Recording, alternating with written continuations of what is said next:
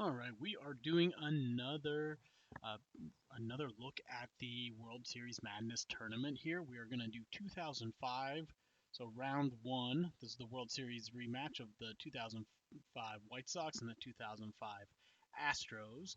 So this is a series won by the Astros in four. Look over here and see real quick what had happened.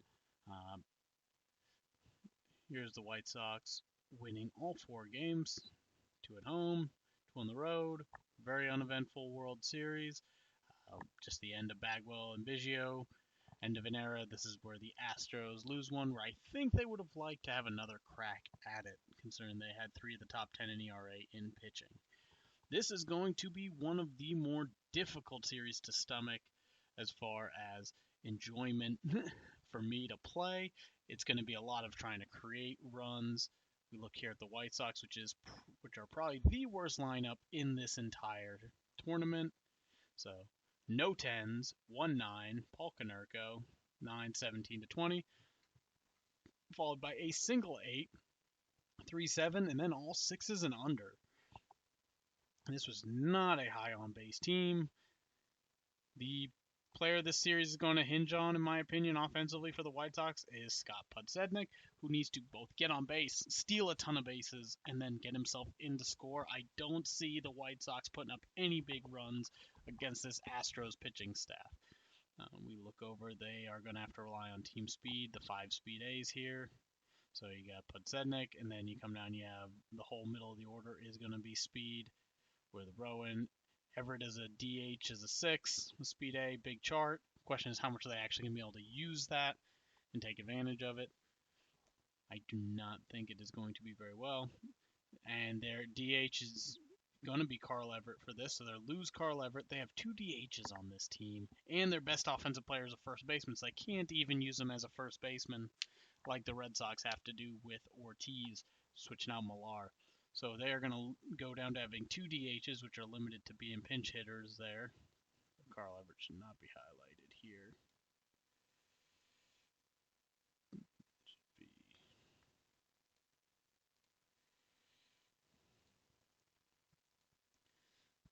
So he is not going to be in the lineup. You have two pinch hitters. Frank Thomas does come in as a Kareem Garcia impersonation here. Not in love. Not in love with this White Sox team. Also, what I'm not in love, so this is a team that's going to have to create runs, score a lot of ones and twos, probably more ones and creating runs, probably the most sacrifice bunts per game, trying to move people over. So what's their pitching staff look like? High control, low out guys. All got a 5, 1 to 15 with Burley, who pitches a ton of innings. So you got Contreras a 6, 1 to 15, who you can create runs on. At least he has 2 walks. Nobody's got big strikeouts here. What does their bullpen look like? Basically the same guys just coming out in relief. So you got a 6 1 to 15, a 6 1 to 15 no double, 6 1 to 16 with a double. Yeah, you can pitch innings, but they're not going to have to pitch a ton because they have decent control guys. At least that's an option. No third of an inning pitch. Very uninspired team. Very lame for the White Sox. Not that the Astros are all that much better, though I think they're the favorite to win here. I don't think they're going to get swept, that's for sure. And I think whoever wins this is going to get absolutely curb stomped by whoever's next in the tournament, which right now the Red Sox are up 2-0. Sadly, I lost the recordings to those, which I'm kicking myself over because I had 2 comeback wins versus Eddie, hoping to be able to close that out. Obviously, that's the curse game, so who knows what happens there. They're going to look over here at the Astros. So right away, you're seeing 2 10s in the middle, and they both can homer. So you have 2 real batters there, which is about 2 more, well, minus Konerko.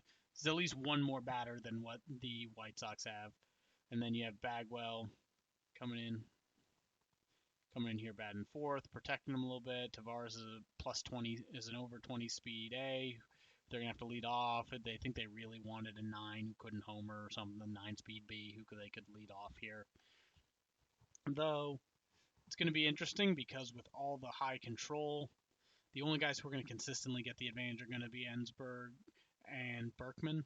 So this is Ensberg's best year. So by far, the question is, can they get the advantage a little bit down here with some 8s? They get lucky.